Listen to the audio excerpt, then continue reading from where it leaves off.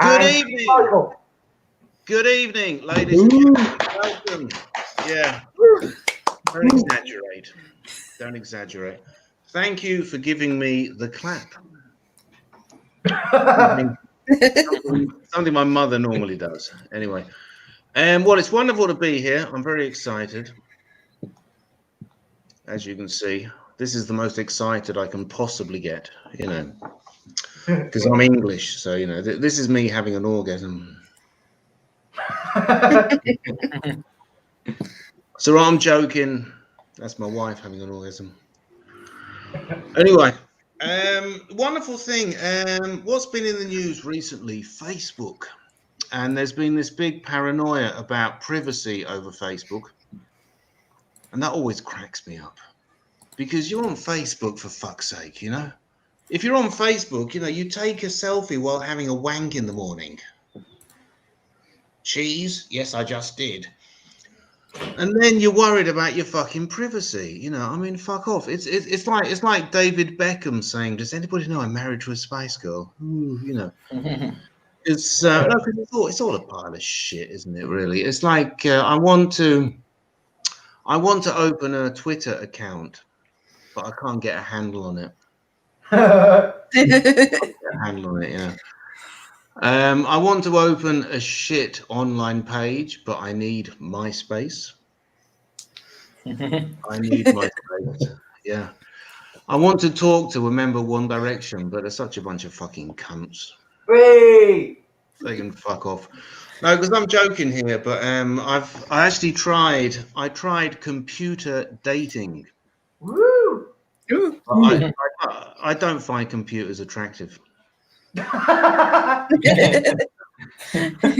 know, I tried. I dated a Muppet, but it wasn't committed. Oh! I dated an Italic, but it wasn't my type.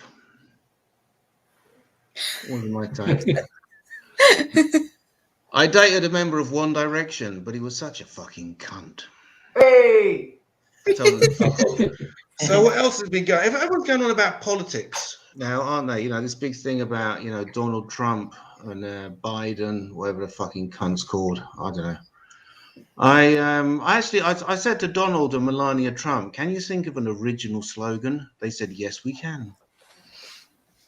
Yes, we can. Because people keep saying Melania Trump is the new Jackie Kennedy. I'm like, please, Donald, buy yourself a nice new open air convertible. You know you want to. You know you want to. Because everybody was going on about when Melania Trump was stealing lines. And I'm like, yeah, what the fucking hell did you expect? It's Melania Trump. I mean, she's shagging the ugliest, most corrupt man in the world. You know, kind of lower your levels. I mean, she even sounds like a Spice Girl, Melanie A. Hey! You know? We have like Melanie B, Melanie C. Yeah. No, but I'm joking here. But Melanie B says, every time I listen to the song Mama, I burst into tears. I'm like, come on, isn't that fucking bad? My best friend said that Melanie C is a girl next door. So I moved in with him. Hey! No, a good friend of mine, he said, do you like the Spice Girls? He said, do I like the Spice Girls? I grew up with the Spice Girls. I said, why did you move out then? Did you know that if you put all the Spice Girls CDs in a long line on the ground, you get really bored? You get really bored. And I learned that out the hard way.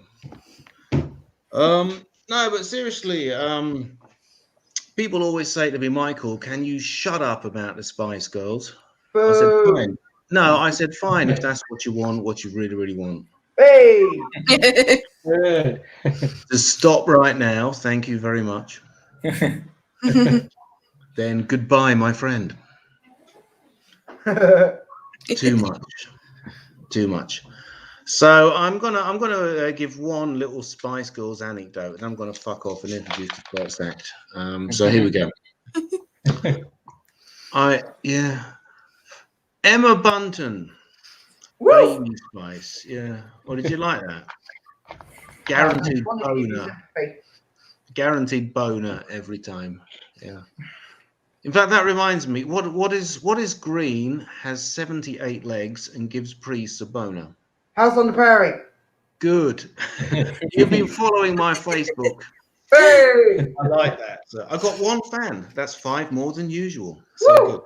good. So very quickly, I was talking about Emma Bunton was the last person to join the Spice Girls. She was the replacement. This is all true. It's all true, you know. Just because it's me telling you, it's not fucking Wikipedia. It's all true. Emma Bunton was the last person to join the Spice Girls. She was a replacement for a young lady called Michelle Stevenson. Mhm. Michelle just wasn't fitting in with the Spice Girls, you know. I mean, she was a great singer, a great songwriter, a great dancer, which is probably why she wasn't fitting in with the fucking Spice Girls. So there we go. I'm talking about music because I'm a big fan of music, you know, and I've been listening to the Beatles recently. I don't know if you heard of the Beatles. No. Woo! No, the Beatles was an English pop group from the 60s. I don't know if you've heard of them. And one of my favorite things about the Beatles is when John Lennon did a song called God. I don't know if you've heard this, and it was on his 1971 album. And basically, John Lennon, it's a very strong and controversial track. He goes through all the things he doesn't believe in. Are you laughing at the Spice Girls?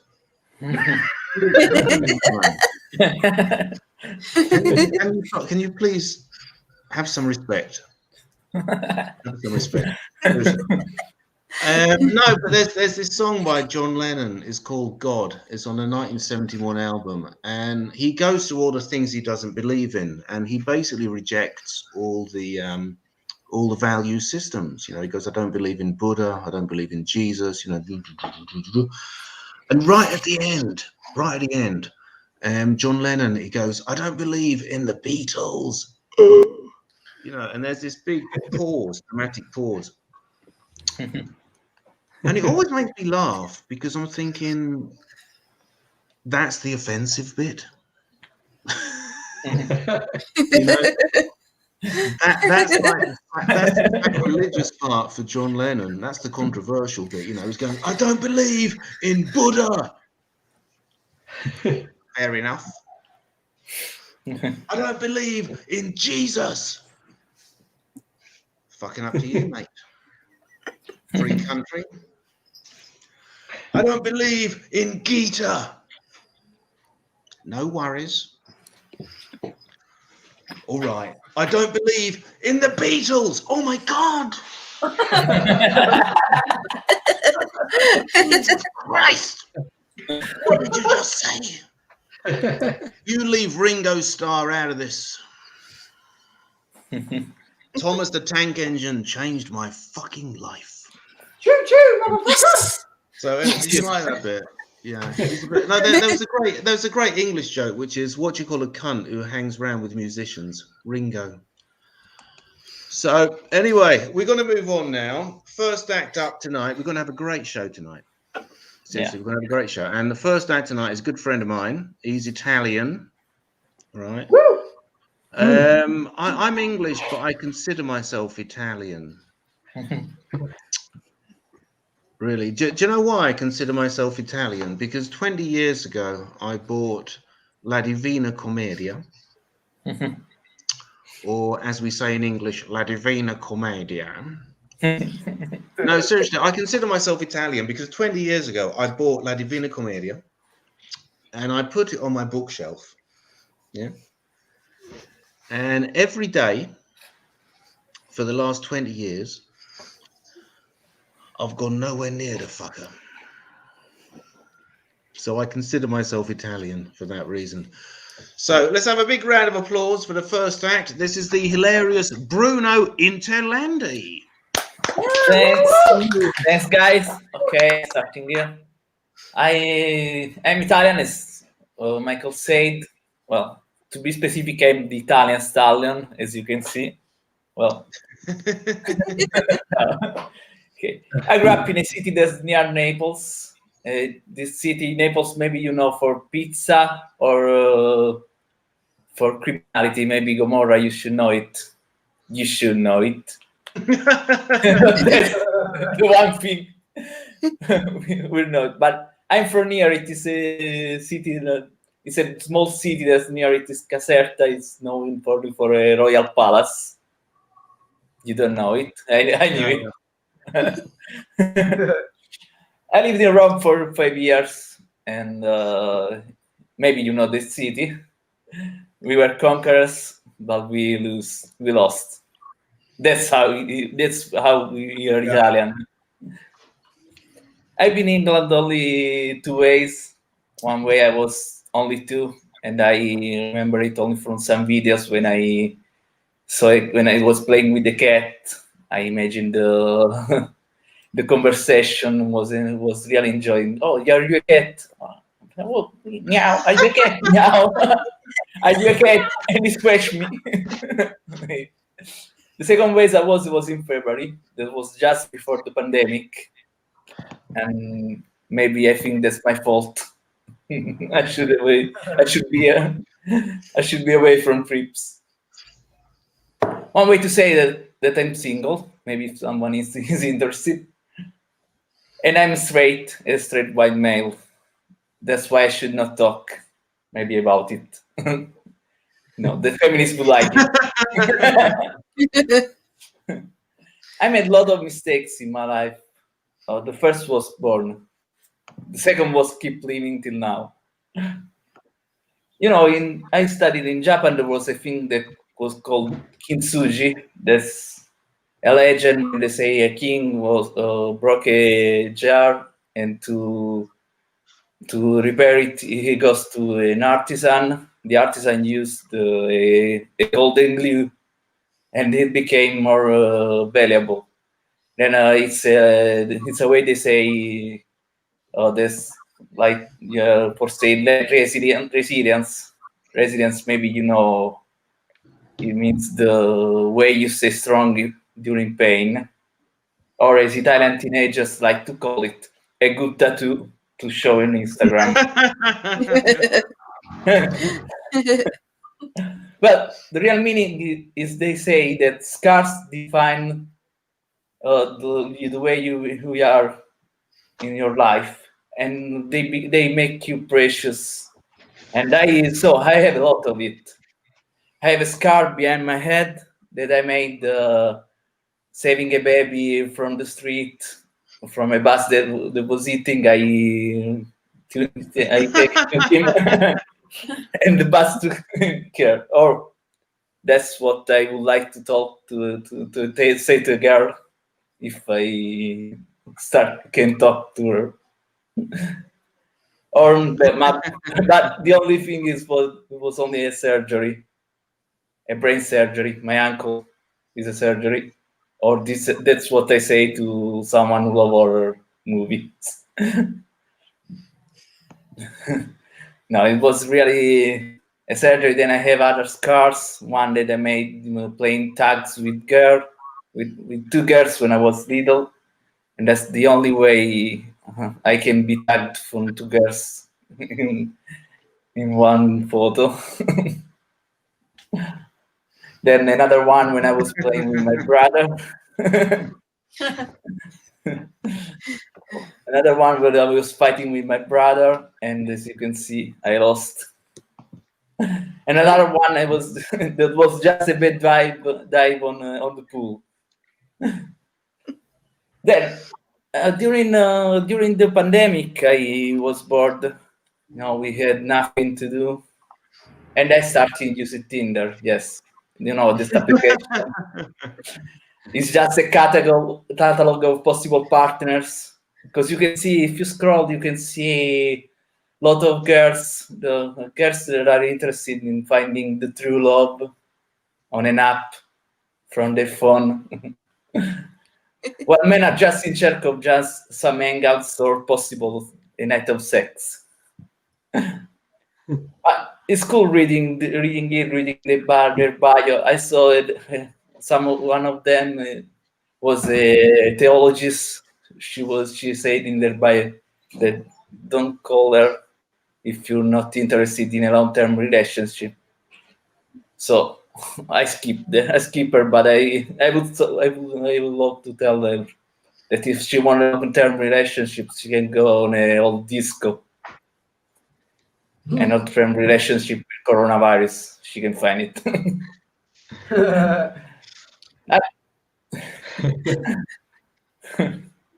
Woo! Okay, but I searched and I swept up a lot of them, and once I found one of them, a girl that she was interesting in talk.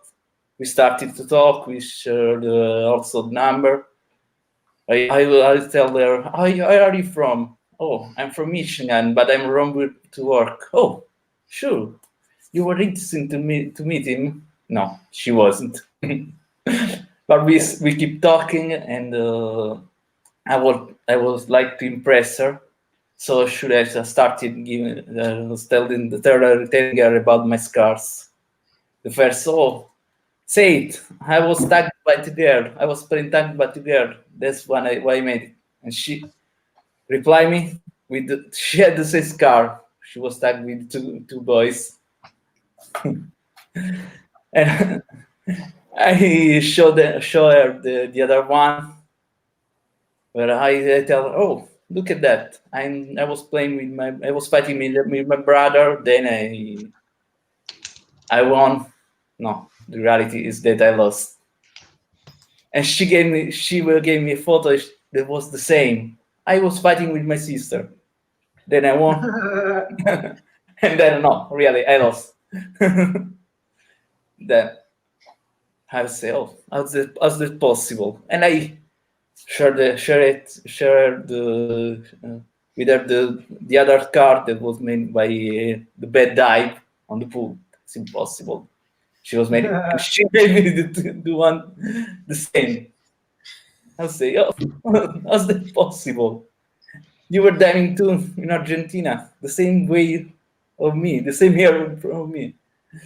That that's impossible. I should tell her these cars. Oh, these cars is what I made when I was saving a baby from the street. No, you should know that's really only a surgery, a brain surgery. No, I think you don't like horror. And my uncle is surgery. No, that's not true. It was a surgery. Then she gave me the same photo. I tell her, how's that even possible? You have the same scars for me. So now we keep talking a lot. So I tell her, no, we should meet. That's impossible. We should meet. She accepted. Now she gave me an address where we can meet. So I went to the date. I was watching around. I saw the address, and it was a nightclub. So then I waited. Then I received a message from her saying, you bought it. Now enjoy your evening. I made you a favor. Well, that was my evening. I have 50 seconds, but I can end it here. Thanks. Yeah. Woo!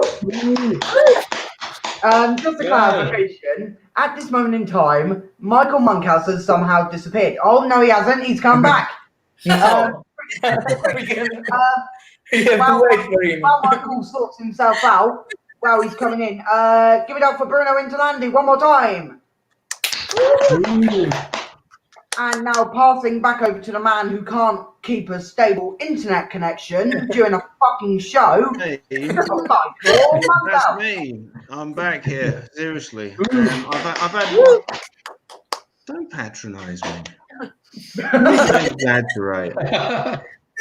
Yeah, no, seriously. I've had one fuck up tonight, which is 3 more than usual.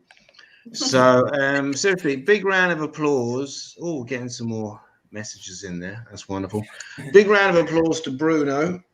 Got this big thing about Italy at the moment. I've been living in Italy for 20 years.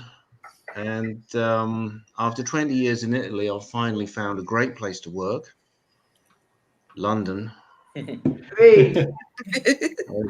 Fuck all here, believe me. You know, in fact, I've started a new Facebook page for people who never fuck, so pretend they'd rather be socializing.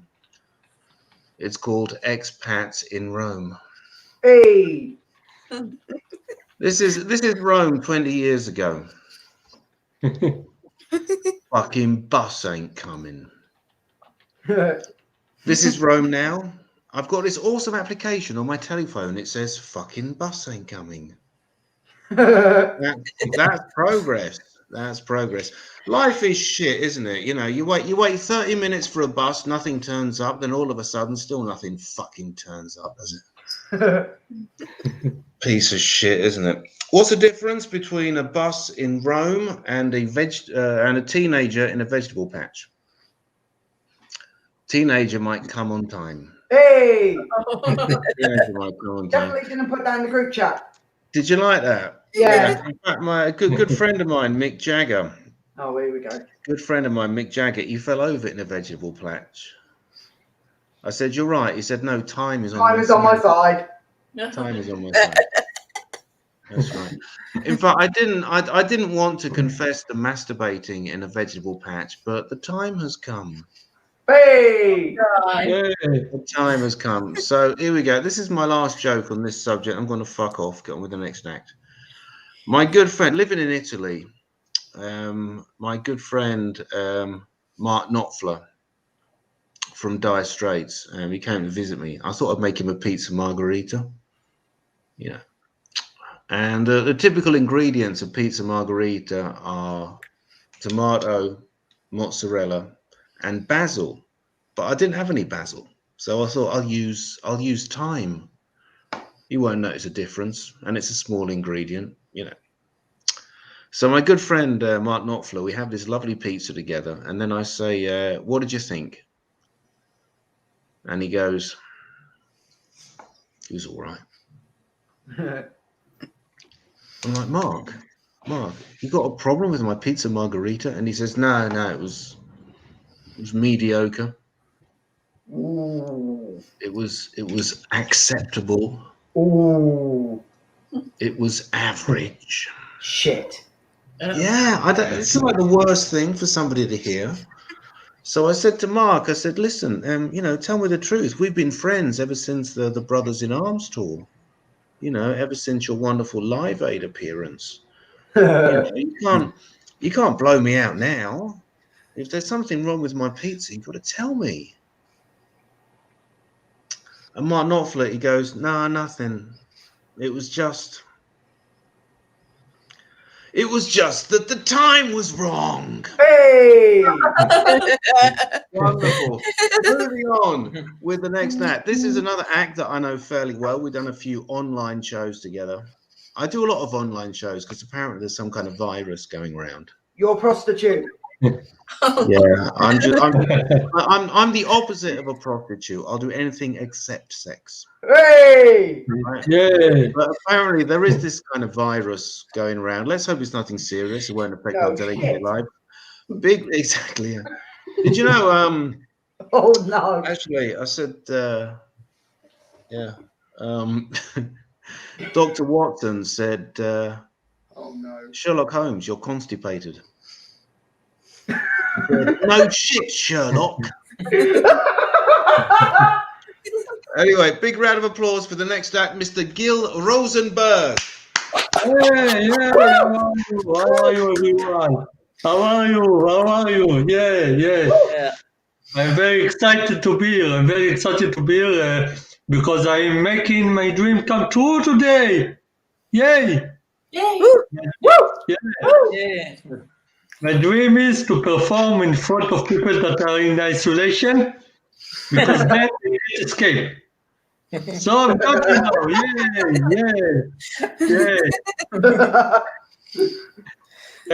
Michael, you talked about Rome. Okay, I have to tell you a story. I was in Rome a few years ago with my ex-girlfriend.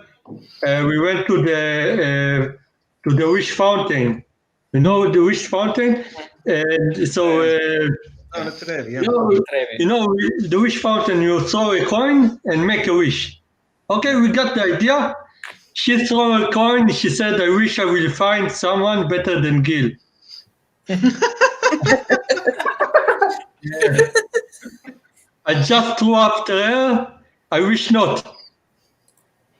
And I won because she found someone, but I'm better. Yeah.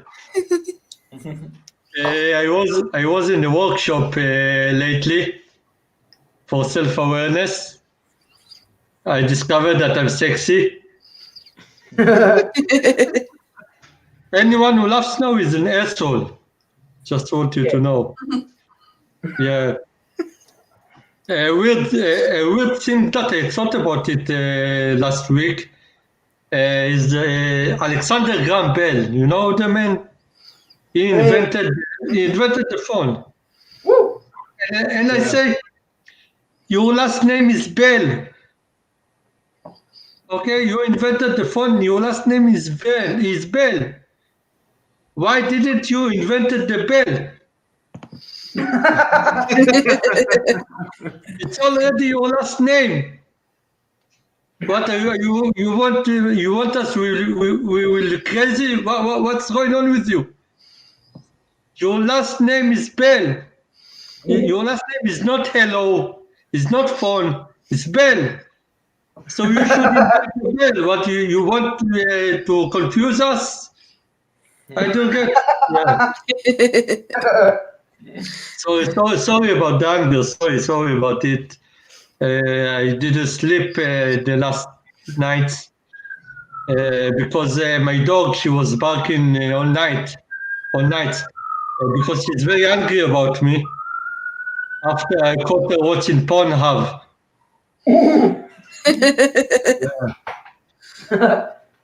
I read a very terrible post on Facebook about someone that she wants to give away her dog because the dog doesn't get along with her little kids. And I think this woman, she's awful. She's a terrible woman. She's a terrible woman, okay? I mean, why do you want to give away your dog? I think you should give away your kids.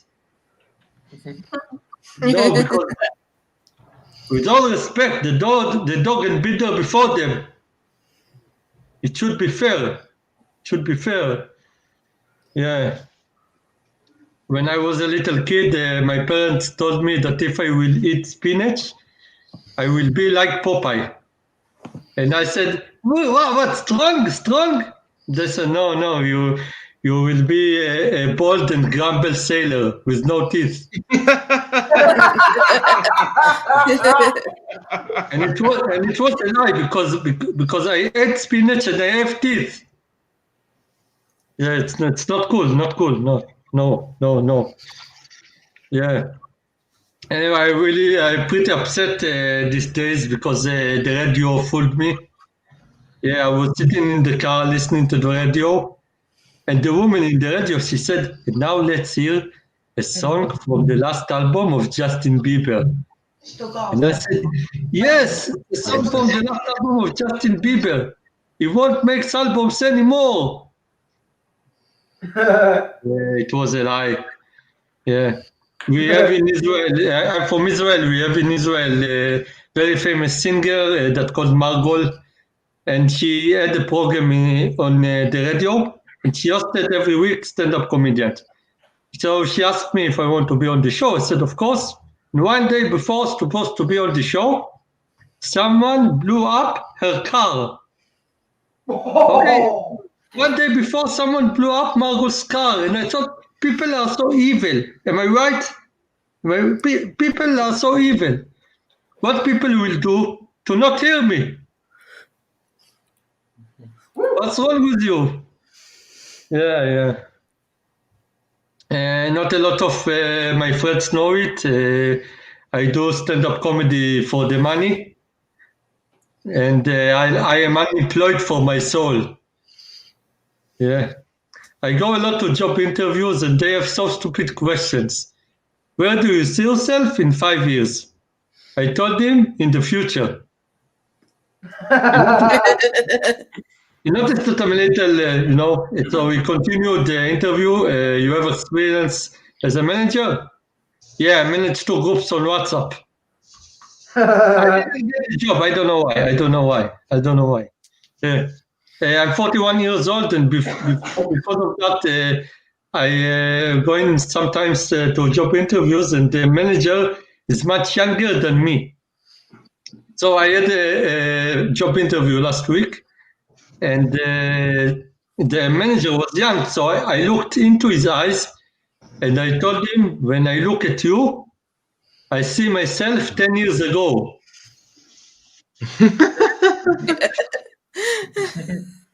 May he rest in peace. Yeah. I noticed that a lot of people put a picture of their children in the office. And I think, why do you do this? Why do you do this? Why? You think that in the 8 hours you are in work, you will forget how the kids look like? What are you doing, man? What are you doing? It's like this man he will come back home in the evening, okay? You will see 2 little kids run in the living room, and you will ask them, who are you? And they're like, we are your kids. And you're like, oh, yeah, I remember now. I wasn't in the office today. I can't remember. Yeah. Anyway, I got married lately. Yeah, 4 months. Yeah. Thank you. 4 months ago. Corona wedding. Yeah. The government told us that we can invite 20 people to the wedding. And I think it's not fair. It's not fair. Where can I get another 8 people? Well, yeah. So anyway, I've got married because I wanted to have sex. But the problem is my wife doesn't want sex because we've got married. Yeah. A lot of people, I noticed that a lot of people, after they get married, they don't have sex. And I tried to figure out why this happened. Why? And I found out that people don't have sex after they get married because after they get married, they become family. Who's doing sex with his family? What's going on in your life? What's going on there? Yeah, so I proposed to her, to my wife, and we put a picture on Facebook, nice picture. We got a lot of likes. And there are a few people that gave us the shock emoji, including my girlfriend.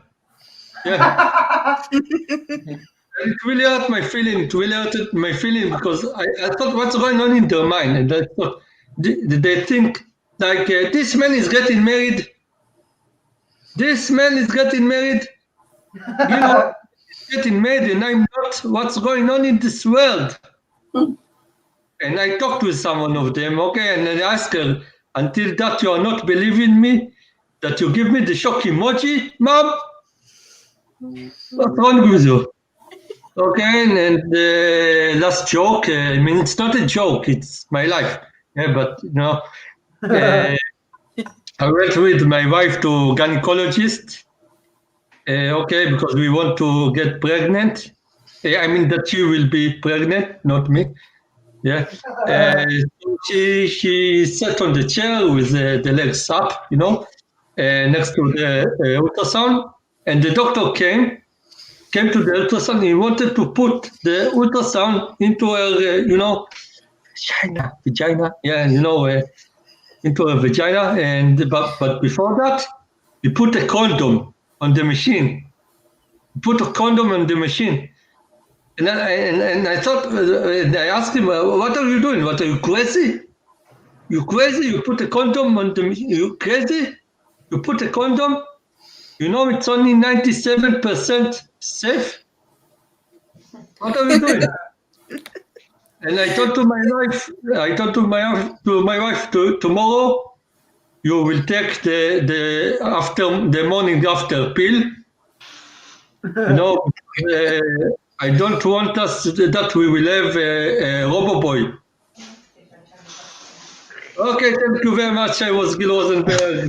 And I'm still Gil Rosenberg. Thank you. Thank you so much. Gil Rosenberg. Hilarious stuff there, as usual. In fact, speaking about this thing, I remember that my wife puts on a pessary, and she makes me use a condom, and she takes the pill. Methinks the lady doth protect too much. No, I'm joking here, but seriously, that was great stuff from Gilda. Before we go on, I have a bit of a confession to make. I do drink too much. Can you see this? I've got this thing about I love drinking. Alcoholic. No, I'm not an alcoholic, but the first step is to admit that you have a problem. No, but seriously, I'm very proud to say that after 20 years of struggling against alcoholism, I've finally given up. Thank you. Woo! Yep. That's right. I've given up struggling against it and started to fucking enjoy it instead. Brilliant. You know, people say, Michael, do you remember the first time you were drunk? I say, no, I was drunk. Can't remember fuck all, you know. Or if you go, the thing about becoming an alcoholic is you don't realize it's happening to you. You're too pissed. You're too pissed. But I mean, the thing that I hate about drinking is, you know, you go out with someone who's not attractive. You know, kind of person that the Elephant Man would turn down. You know. Sort of person that Jimmy Savile would turn down. You know? Oh, for fuck's sake. No, but seriously, you know, I was reading about this thing like Jimmy Savile was fucking all these little kids. And I thought, you know, what would be more traumatic? You know, to be fucked by Jimmy Savile or to have Jimmy Savile turn you down because you're that fucking ugly. Oh. I think I'd rather be fucked by Jimmy Savile at this point, you know. I think you have.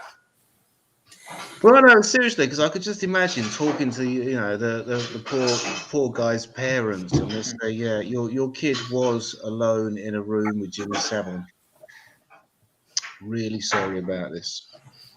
Really sorry. Your kid was alone in a room with Jimmy Savile." And the parents say, "Oh my God, what happened? Did Jimmy Savile fuck him?" And they're going, "No, that's how ugly your kid is." I think that would be more traumatic at this point. Seriously. Not my most popular line. No, but seriously, you know, the thing about drinking, you go out with someone who's not attractive, but you have a bit to drink and you think, you have a bit more to drink, you think, fuck it, yeah. And after 28 pints of vodka, you know, you go home and you fuck all night anyway, and you think, brilliant. But then you wake up the next morning, get a good look at them, and you think, Jesus Christ. Oh my God. Never again. And that, ladies and gentlemen, is why I stopped going to the pub with my dad. Oh. Yes, that was 6 months ago. My asshole is still burning. Oh. So is his, but I don't like to boast. Oh my God. We're going to move on now. This is another act that I know very well. We've done a lot of shows together. I think this is very funny. And so give a big round of applause for Maggie Levine. Hi. I've been researching our family history because I figure if you're going to go out in the world all screwed up, it's nice to be able to go back and find something to blame it on. So, turns out I'm part Canadian, and Canadians are known for being very polite. That does not work very well here in New York City. I've learned that the hard way. Like once I almost got hit by a cab crossing the street. Now, anyone else in that situation would have been like, "Hey, fuck you, asshole." Me, it was more like, "Excuse me, sir. Sorry to bother you, but would you mind making love to yourself?" Well, thank you. You have a lovely evening too. I grew up in a rich town, but unfortunately we were poor. Like after spring break, all the other girls come back from Cancun with their golden brown tans. And I came back from Secaucus, New Jersey, looking like a sequestered Irish nun. We couldn't afford a car growing up, so when it came time for me to get my driver's license, my dad took me to the amusement park and taught me to drive in the bumper cars. I actually went to high school in Connecticut, and we're used to our New England winters. Every time it snowed, I would always listen to the radio for those school closings, and they'd go through them in alphabetical order. Avon, closed. Canton, closed. Granby, closed.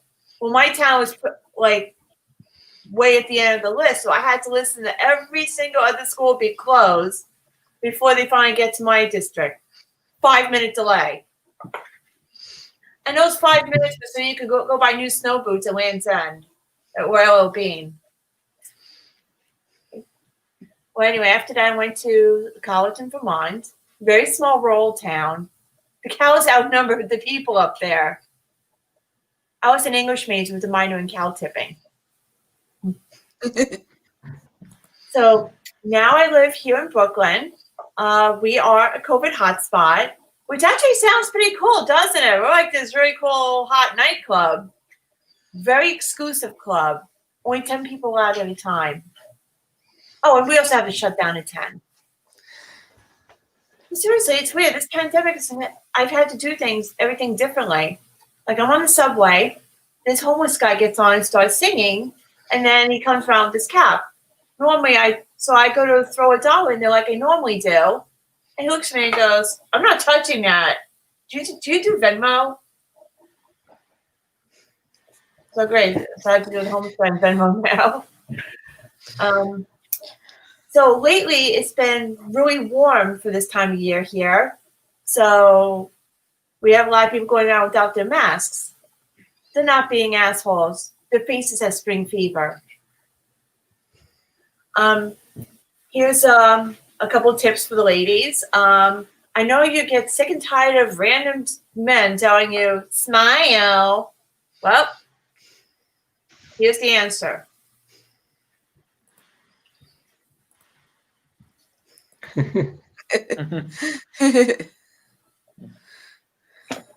Just remember, always match your mask to your shoes and your handbags, and never wear white masks after Labor Day. Another weird thing about this pandemic, with everybody being on lockdown, I've learned to know my roommates pretty well, Siri and Alexa. And I gotta tell you, Siri's been taking too many edibles. I cannot have a coherent conversation with her. Siri, what is the weather today? There are feathers by the bay. Feathers? We're nowhere near the bay. Is it going to rain today or not? If I'm not, an American actor born in, go smoke another joint. Alexa, meanwhile, is basically the loudmouth drunk. Like I came in here once to do an online show at 4 a.m, and I'm trying to do this very quietly because my husband's sleeping in another room. I am very quietly trying to turn the lights on. Alexa, lights on. Okay. Shoot. Way keep it quiet there. Well, animals. One major problem we have in our neighborhood is parking. We have to constantly move our cars around for street cleaning. And one time I actually did get a ticket because I didn't move my car in time. That ticket actually kind of helped because they gave you the tickets in like a bright orange envelope. And at the time I was driving a silver car that was parked in a row of other silver cars. So that bit of color really helped to stand out, you know? It was like, silver car, silver car, silver car, Maggie's car, Maggie's car, Maggie's car, silver car, silver car, silver car. The real punishment, though, wasn't the $45 ticket. It was this giant sticker that they plaster across the back window, basically informing the entire neighborhood that it's my fault the street was not properly cleaned. So they can now all come kick my ass. Thank you, NYPD. But seriously, you guys are familiar with the Scarlet Letter, right? Yeah. Yes. Yeah, remember she had to wear that A for adultery? I have a big E for parking. So I'm an ordained minister. It's okay, you don't have to apply, most people don't. But it's cool because at my old job, I can make up any religious holiday I want. And by law, they have to let me out of work. Yes, I need to leave work early on Fridays. I'm conducting happy hour services at Our Lady's Night at Joe's Bar and Grill. I also work as a background actor, basically being an extra in film and TV. That type of work's really changed my priorities. I grew up in the 80s listening to New Kids on the Block, and I dreamt of someday marrying Donnie Wahlberg. Now I work on Blue Bloods, and I dream of being that blur standing behind Donnie Wahlberg. We also have our own lingo on set. For example, it's a wrap means we're done for the day. Martini shot means it's the last shot of the day. I really like that a lot better because when we're done working for the day, I never have an urge to go out for a chicken wrap. I used to work a lot on Law and Order, and when I tell people I worked on that show, they always say the same thing. Were you the dead body? That would have been a step up.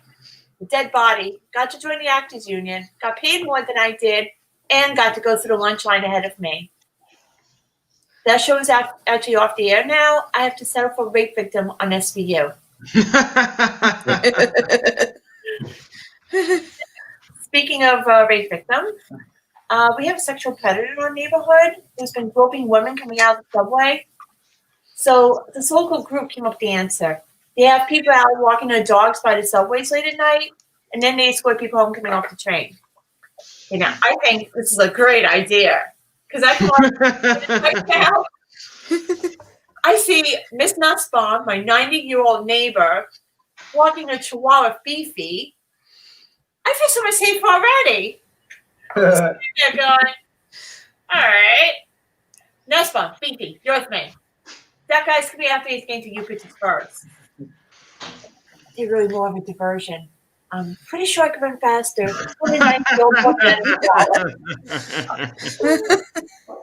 So I flew across country once on Virgin Airlines. I had a hard time getting to the Mile High Club though. But we were on the plane. We were sitting in the exit row. Flight attendant comes around and tells us that we have this great responsibility because in the event of an emergency, we had to help out with the evacuation. Our compensation for all this? Free booze. So I know if that plane goes down next to my good martini, we're going to have a problem here. Okay. So, seems like a lot of companies these days are outsourcing their customer service. So, you call up and you wind up talking to somebody in India. Well, my friend just recently confessed to me that she's been cheating on her husband with an Indian guy. And I go, oh my God, your husband's been outsourced? Now, here's the fucked up part about this. She can go around wearing that scarlet A for adultery, and nobody would think twice about it. But God forbid should I keep parking on the wrong side of the street. Anyway, on that note, my name is Maggie Levine. You guys have a good night, day, whatever the hell you got going on. Thank you so much, Maggie Levine. In the words of Sylvia Plath, fucking awesome, as usual. So I really like Sylvia Plath. Yeah. In fact, there was just I don't know if you know Sylvia Plath. Did you know anything about Sylvia Plath? No. You know about this or? Yeah, that's the level of energy I'd expect from Sylvia Plath readers. No, but the hilarious thing about Sylvia Plath is that she wrote a novel, The Bell Jar, and she committed suicide 10 days after it was published. And I overheard a conversation. This is absolutely true, because if it wasn't true, it wouldn't be funny. It'd just be a stupid story. And there were a couple of women sitting in a cafe, and one of them said, "I've been listening to this thing on the radio, The Bell Jar by Sylvia Plath, and I find it very uplifting." And like the other woman, when she stopped laughing, she said, how do you find The Bell Jar uplifting? And she said, well, because I'm going through a similar depression, and I think if she can survive, so can I. Jesus Christ, you know. No, but it's a good book, you know. I mean, it's a laugh.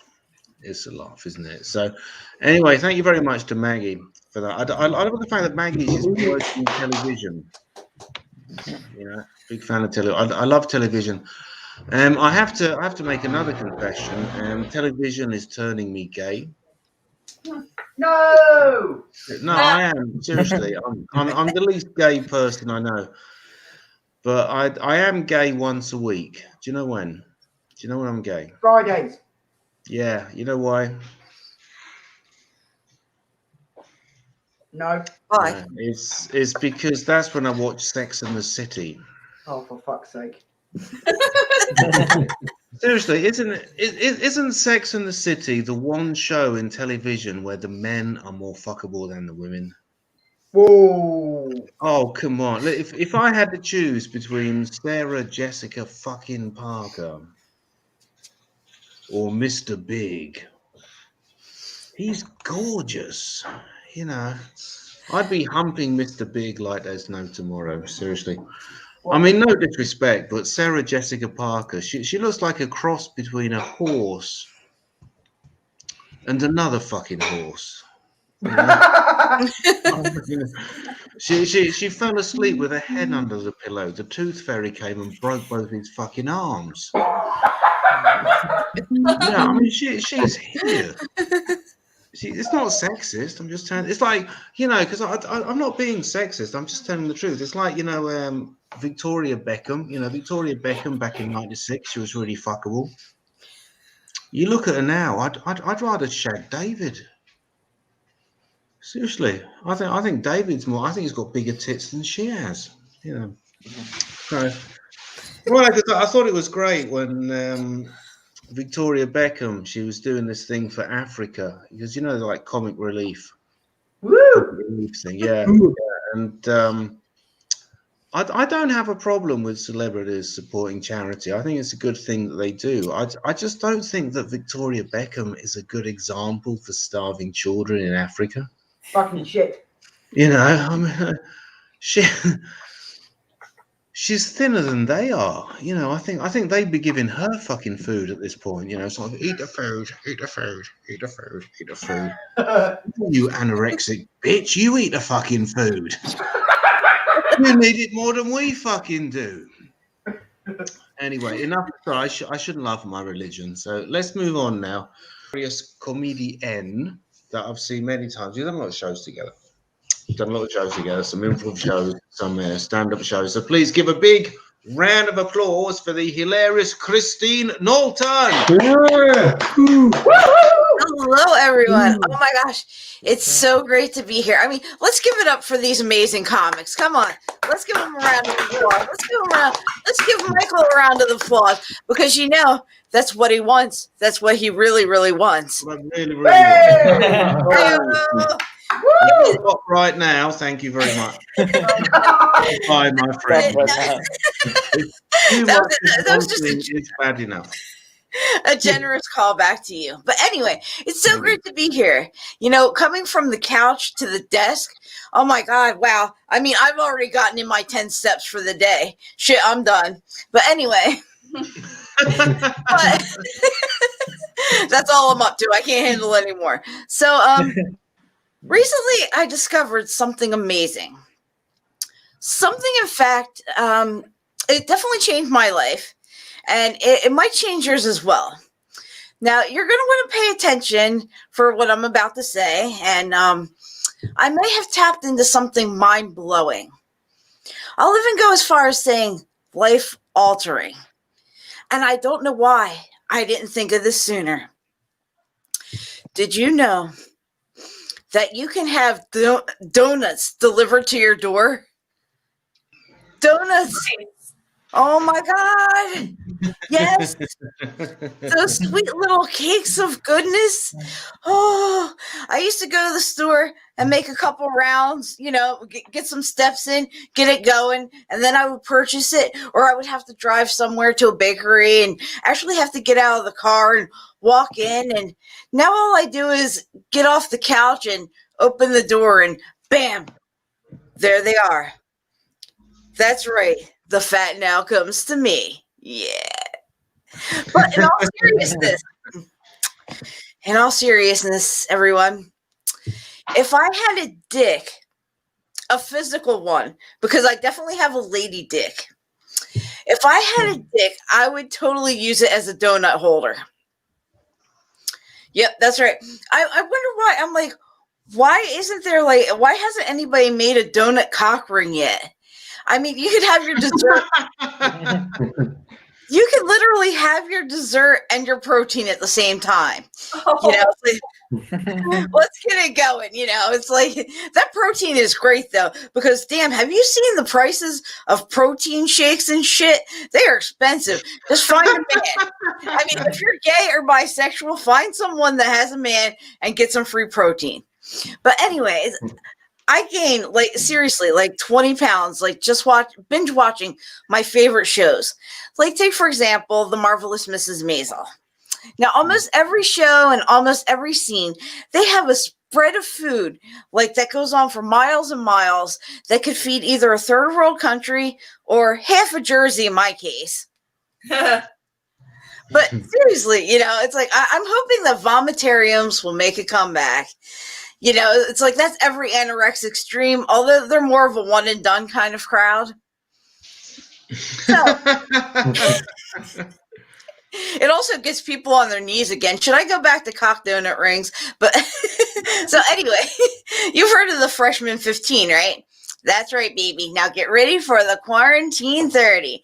That's right. Double the pounds, double the chin, double the rolls. If you had double, make them triple. Go for the gold. Or in my case, the cookies.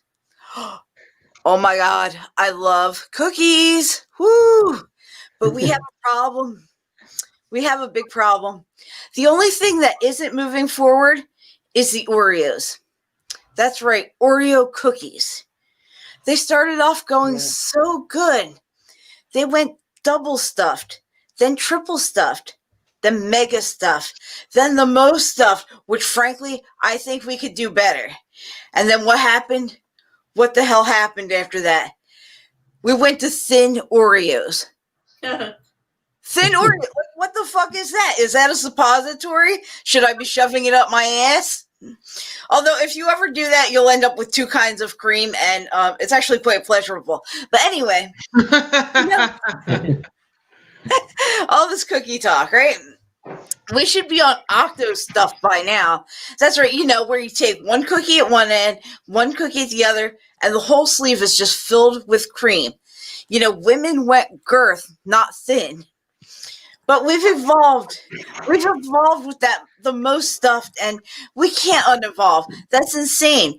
Like I said, thin Oreos are the suppository of the Oreo world. They should really be ashamed of themselves. But really, my favorite cookies, and I have a heart on here. My favorite cookies are anything by the Keebler Elves. They are so good. You got the Chips Deluxe. Hello, that's M&M's. Right? Win-win. There's grasshoppers and coconut dreams, or as I call them, the year-round Girl Scout cookies. And oh my God, the chocolate-covered graham crackers. And okay, I think I just gave myself a cookie-gasm. Whew. Am I telling a joke, or am I talking about food porn? Damn, I'm getting hungry and horny right now. Goddamn. Okay. I got to take a breather there. But so the other night, I was sitting at the table and I was enjoying some fudge striped cookies because they're the best. And then I got to thinking, that's the dangerous part. Smoke was coming out of my ears. The little hamsters on his reel just keep on going. And then it just hit me. Like, wow, why hasn't anybody thought of this before? The Keebler Elves are just a bunch of dudes hanging out in the treehouse all day, packing fudge. Mm-hmm. Because that's their jobs, you stick freaks. Oh my gosh. All right, here we go. So another fascination. Oh my God, I love boobs. Let's go from cookies to boobs because I'm getting horny. And they also make milk. So here we go. It's like boobs are great. I mean, I could just sit around all day just staring at them, playing with them. They're amazing. I mean, I hope when I die, I hope that I come back as a great pair of boobs. You know, it's like, I think it's hot. It's hot when somebody's high beams are on. It's like sploosh. And in case you have no idea what I mean by sploosh, it's just female ejaculation. Like, here, take this image in your head.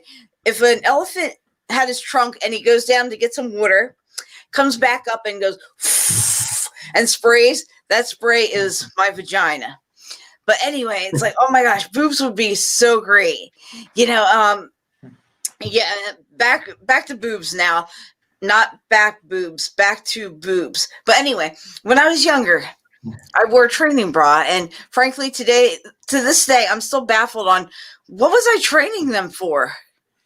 I mean, am I training them? You know, I guess maybe to keep them from touching the floor. I don't know. It's like, but most days they just lay around. Other days they're like wind chimes, just floating in the wind, and other days they're like a bunch of, you know, tangled Christmas lights.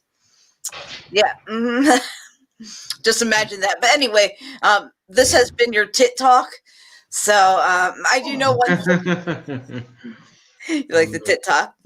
I do know one thing, though. As I get older, they are going to sag. I mean, I don't know. Maybe they'll look like a bunch of slinkies or something. I don't know.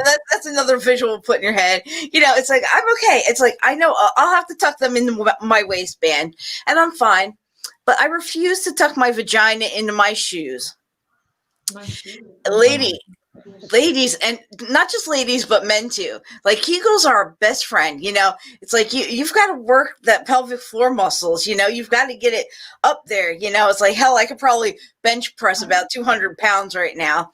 But it's like, always remember to Kegel the front. If you Kegel the back door shut, you're going to have a bad time.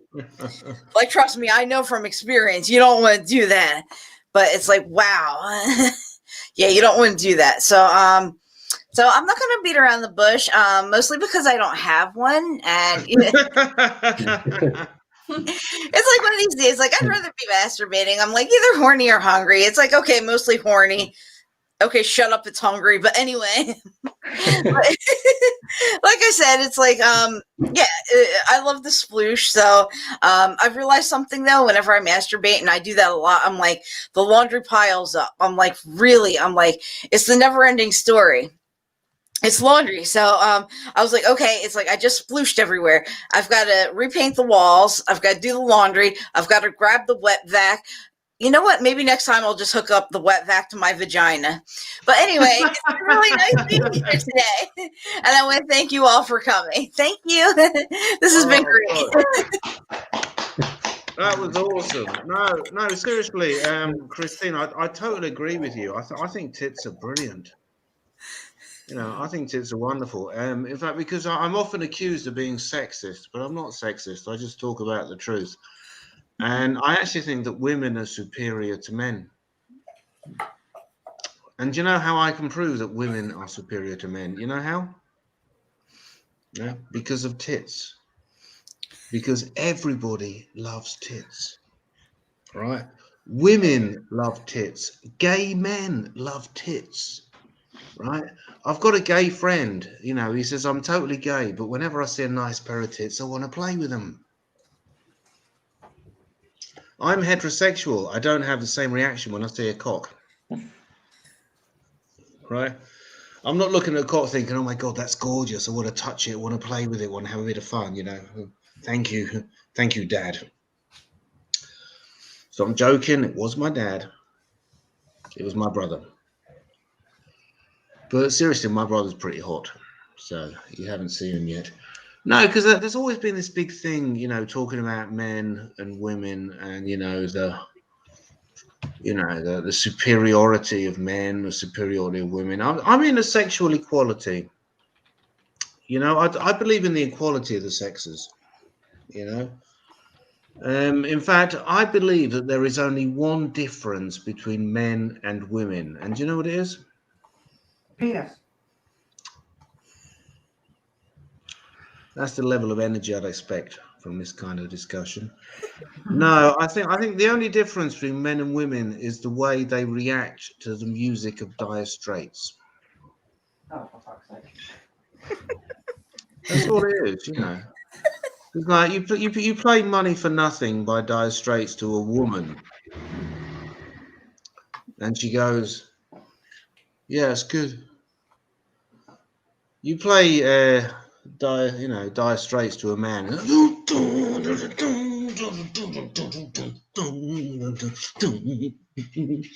acting like a complete dickhead, because that's what we are anyway. Because they say that men can't think about two things at once. What about tits? Yeah.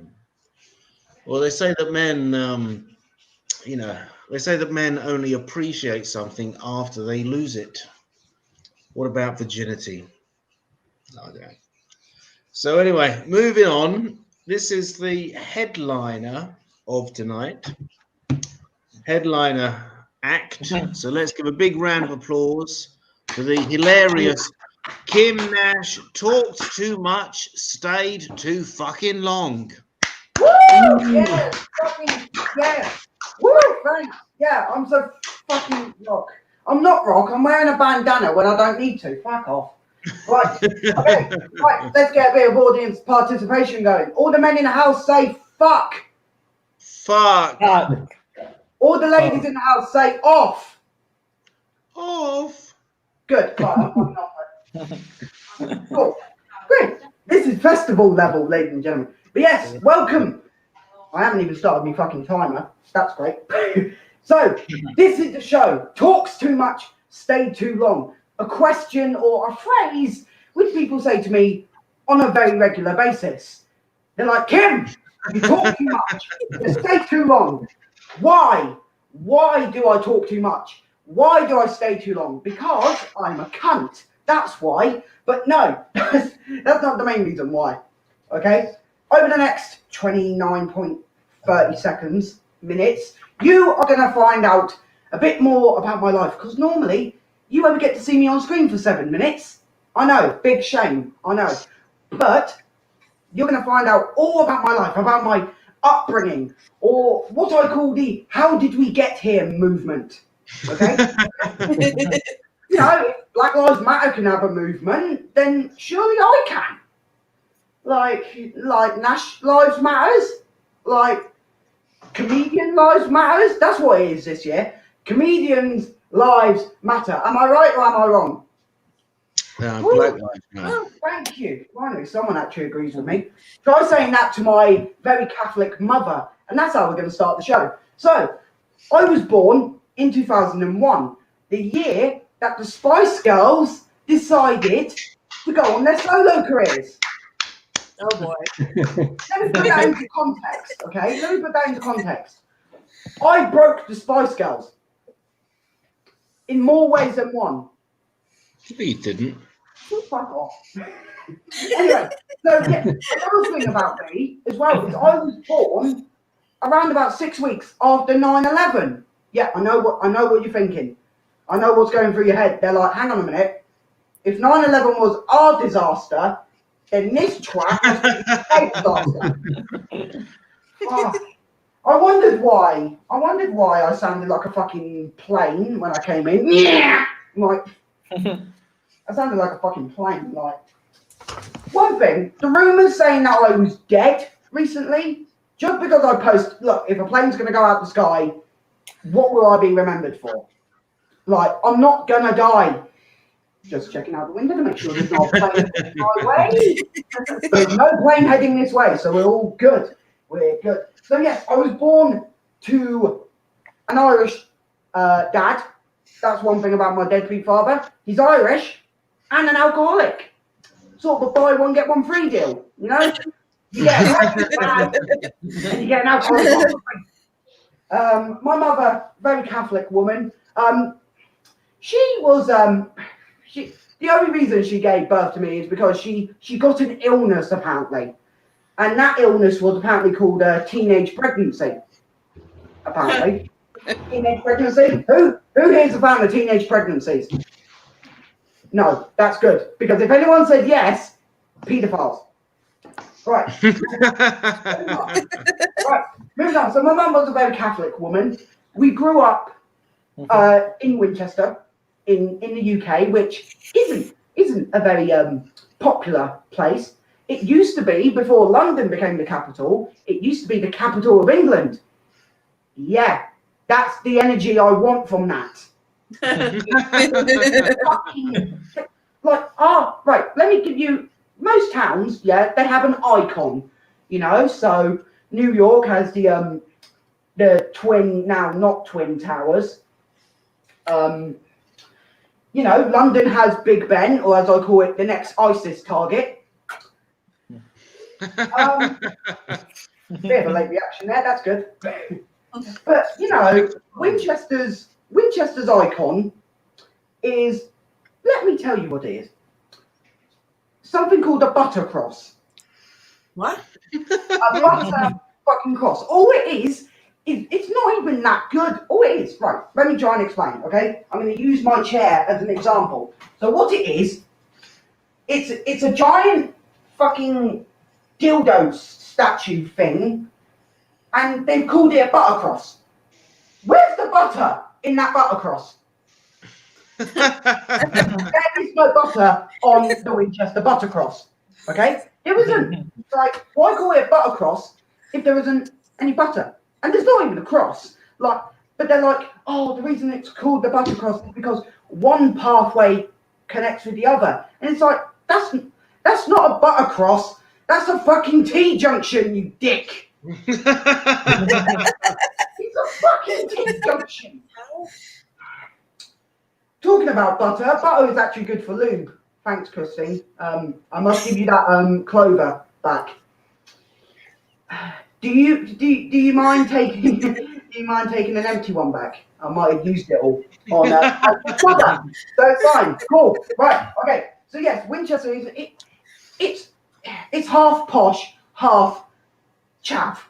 So let me put it into context. Half of Winchester is like the posh end of London. Anyone who's been to London, you'll know how posh London is. Fucking expensive, you bastards. And the other side of Winchester is a bit like New York on New Year's Eve. Shit's about to go down. Like, you say one wrong thing, someone's getting stabbed in the morning. Maybe that's why the child that was supposed to be born before me ended up being a miscarriage.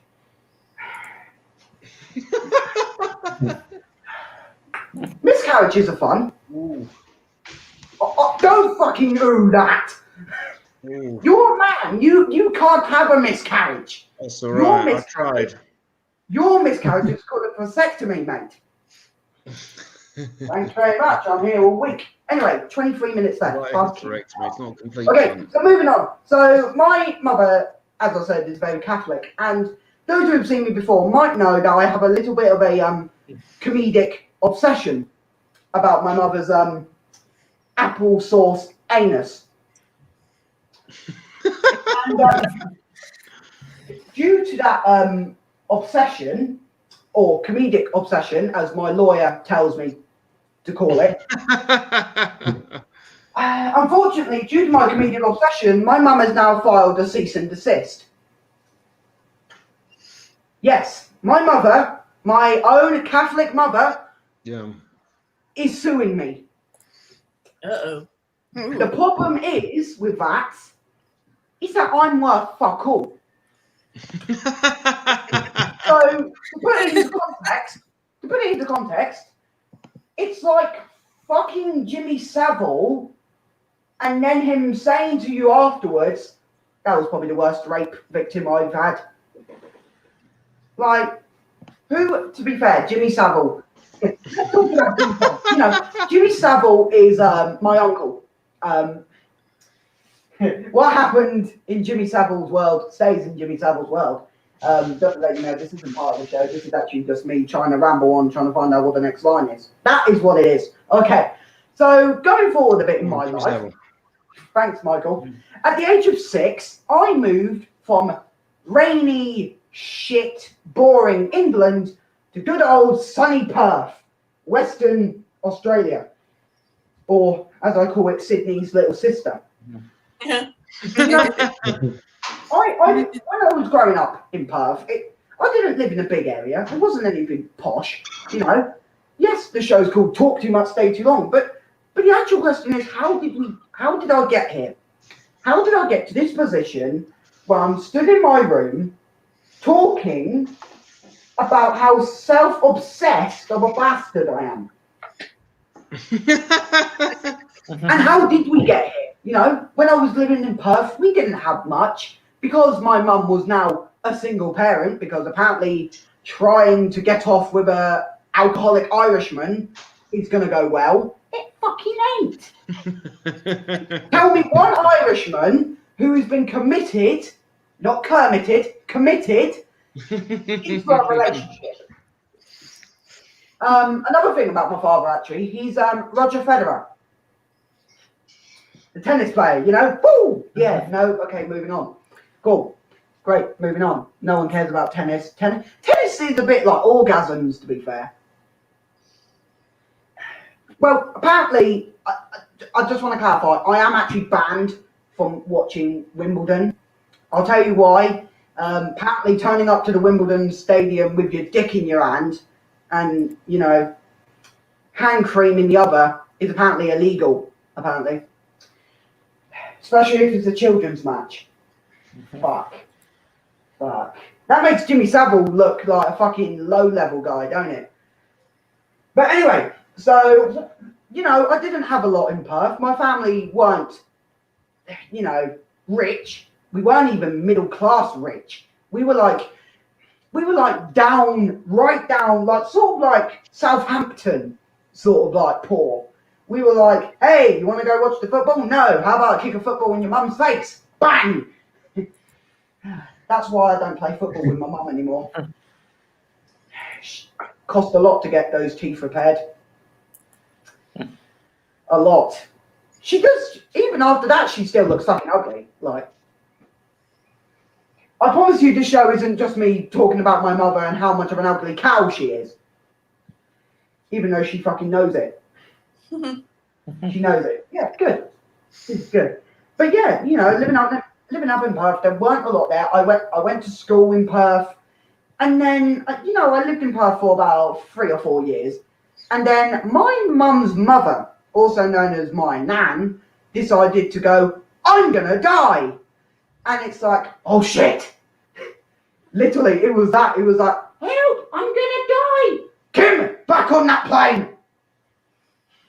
Yes, my mother sounds like that. She's got a very deep voice for a woman of, at the time, 26. Does anyone else's mother have a really deep voice? I know Michael's does. Well, Michael's mother loves going deep a lot of the time. Jeez. Is that the line? Is that the fucking line? Both girls, no. Michael's mother, yes. Oh. Leave her out of this. That's not the first time she said leave it out. Boom. Yeah, you could just do a whole Edinburgh show about Michael's mother, couldn't you? The biggest cunt. Oh God. My door's open in the flaps. My mother's legs are open. That's what Just like the Spice Girls. Right, moving on. Okay, back on schedule, because I do actually have another 17 minutes and there's an actual meaning behind this show, surprisingly. So, we moved back to England and we've been in England ever since. Okay, this was in 2009. Okay, so I've just gone from moving to England, well, being born into England, coming in with a giant, whoa, fuck you, bitch! Like, that was literally how I came into this world. You know, it was like, whoa, fuck you, motherfuckers! My neighbours must be wondering, what the fuck is this cunt doing?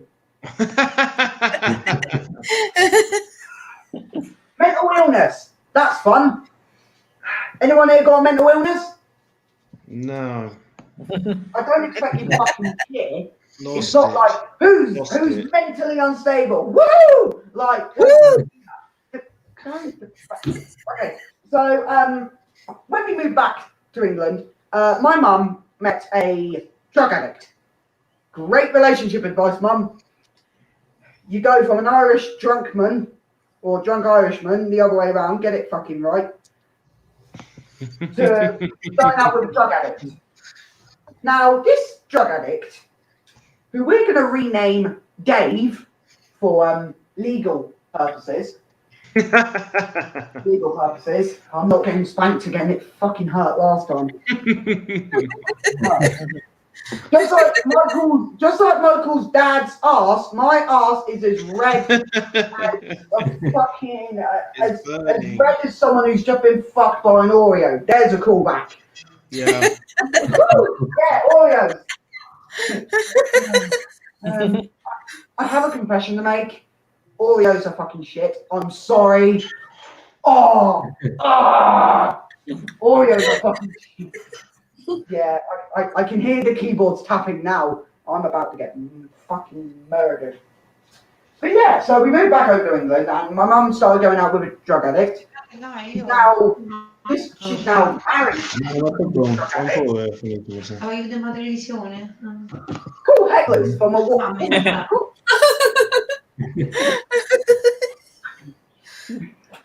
Thanks, Michael. You ruined my train of thought there, you bastard.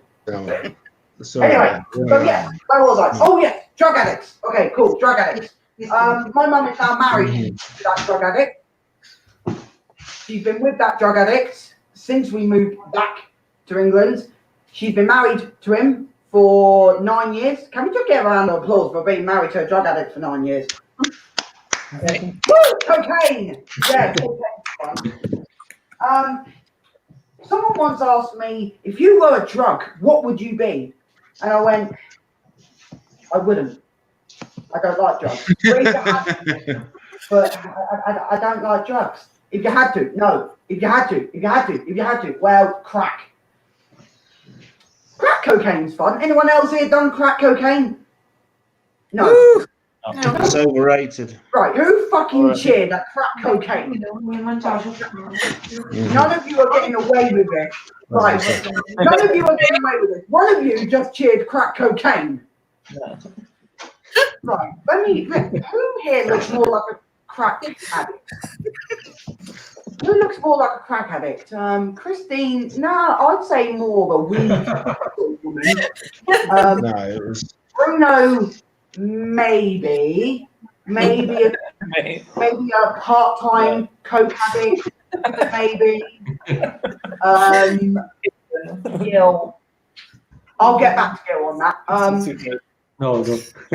Maggie, I'd say sort of a weed, maybe part-time crack addict, maybe try crack cocaine, but a bit like sex, don't like crack cocaine. I promise I'm not bullying you. I promise. No, but that's my New Year's resolution. Michael, is he a crack addict? no. Is he a crack addict? His brother Bob is. What do you think? His brother Bob's a crack addict. Michael. Right. Okay, so back to I Gil. don't need drugs to act like an idiot. Okay, back to Gil. Yeah, Gil looks like a crack addict. No offense, dude. Choo! Don't worry, I call all my friends crack. That's why I'm a lonely fucker living with two alter egos of myself. Yes, of course, I have to mention them because one of them is pointing a gun at me right now. Marvin, put that fucking gun down. Put it down. Don't you fucking give me that look. Chase. Oh, great. Chase is wandering around with his fucking dick out. Oh, great. Again. Right, hang on one fucking minute. Chase has never got his dick out in my life. And I'll tell you why, because... In your what? Chase, look, Chase, just stick your dick in Marvin's asshole. That might shut him up. Don't worry. Do we have any gays in? No? No? Good. In who? Really, Michael? Really? Anyway, okay. 12 minutes. Here we go. Let's do those last 12 minutes and then you can and then all fuck off to the pub. Wait, hang on a minute. All the pubs are shut. Fuck! That's maybe why I have 2 alter egos. The alcohol has hit me bad. Fucking hell.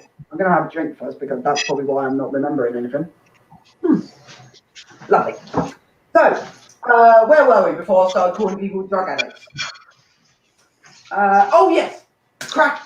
Marrying a crack addict. Okay, so for about 12 years of my life, I was an only child. Do we have anyone here who was an only child? Cheers. No.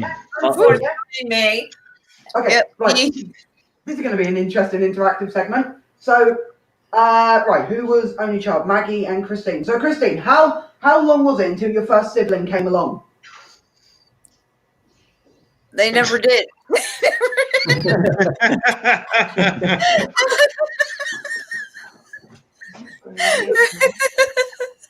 You walked straight into that one, Nash. You walked straight into that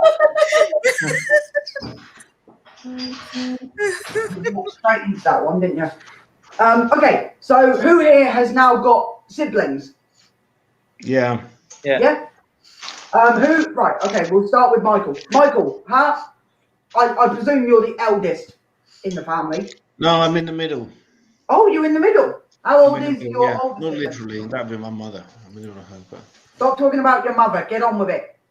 go on. That's what she said. Go on. It looks like I'm not getting anything out of Michael, so I'm going to move on. So Bruno, are you? I presume you're the eldest in the family or youngest? I'm the middle, like Michael. I'm the second one. I like it. This is what you call an Italian gangbang, or as I call it, a subway Italian BLT. Boom! Get that out of the fucking way.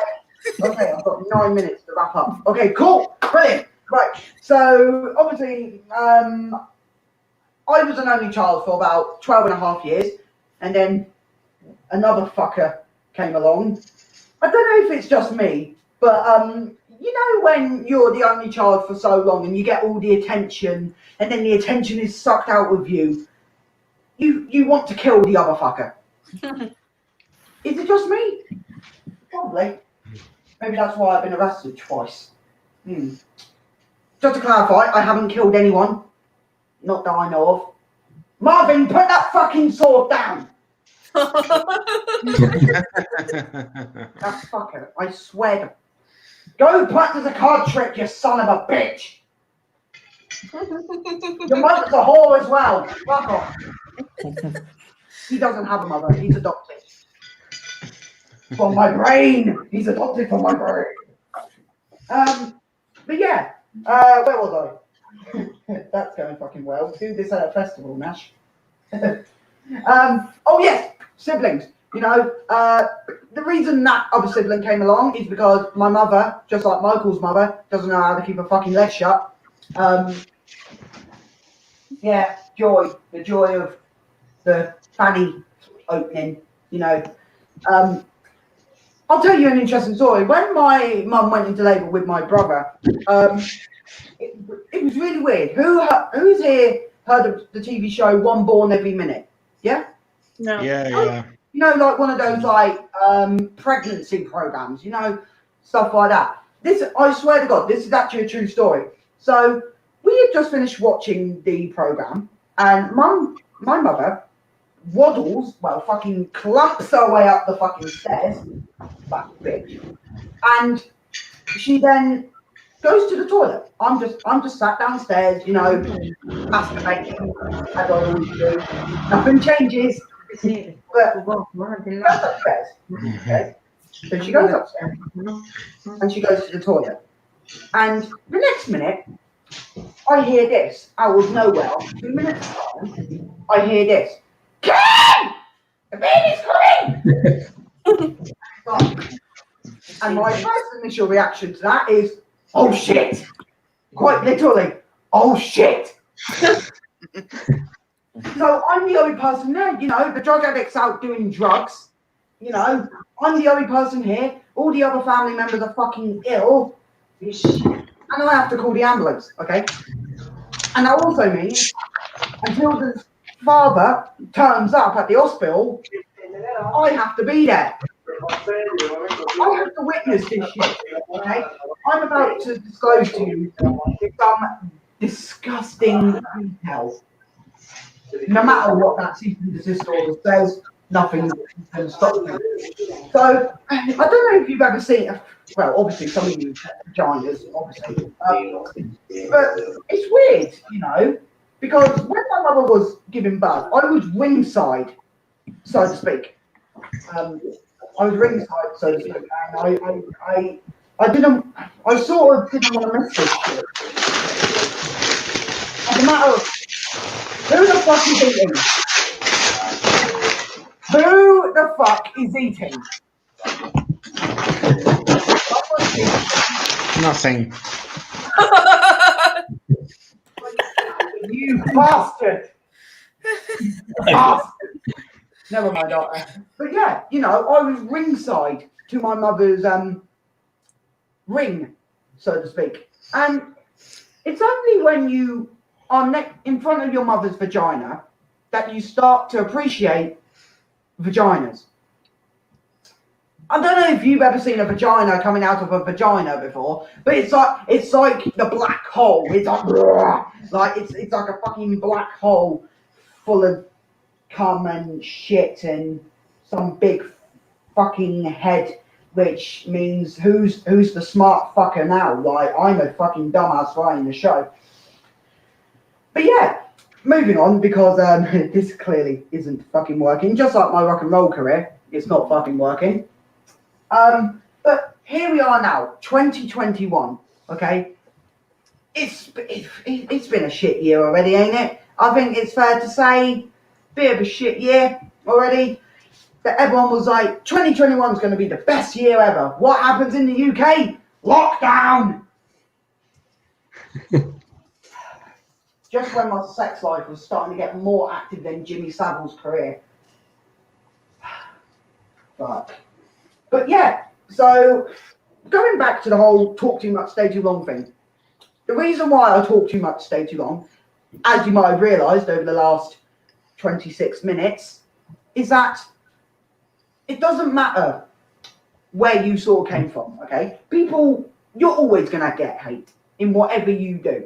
And if there's anything I want you to take from this clusterfuck of a half an hour, is that it doesn't matter, and I guarantee you I'm going to get a cheer out of this. I know it's going to happen, because you old type bastards as it is that it doesn't matter what you look like, where you came from, what status you are in life, whether you're middle class, higher class, lower class, fucking Michael's mother getting fucked in a ditch. It doesn't matter where you came from. I came from nothing. Well, apart from sperm and then, you know, the ring and then, like, but apart from that, I came from nothing, okay? And the question talks about stay too long, or how did we get here? The reason I'm here doing this show is because of people like you. I wouldn't be here doing this sort of shit that I'm doing now if it wasn't for the support, the friendship, the somehow family that support what I do, you know. And as I say, it doesn't matter who the fuck you are, whether you're gay, straight, bi, or anything in between. This whole show is looking back at my life and how I rose from having nothing to having some of the best people in my life. Anything I want you to take from this is, from this show, I want you to go out there, go into your lives, and be the heroes of your own stories. Be the heroes of your own stories. Once again, I don't care if you're straight, gay, bi, or anything in between. Be what you want to be. Treat other people as humans. That's what we need to do. We need to treat people with the respect that people deserve. Unlike that fucking ginger fuck who just got out of the fucking White House.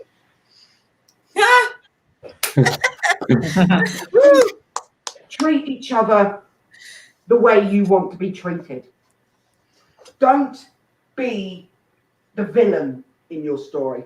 I want you all to go out there and be the heroes of your own stories. And if there's one thing, one small slogan I want you guys to take from this, PMA. Let me reiterate that. Positive mental attitude. Back in 2019, when my grandfather died of cancer, I didn't want to sit there on my bed crying and moping. What did I do? 2 things. I went out into the world with a positive mental attitude.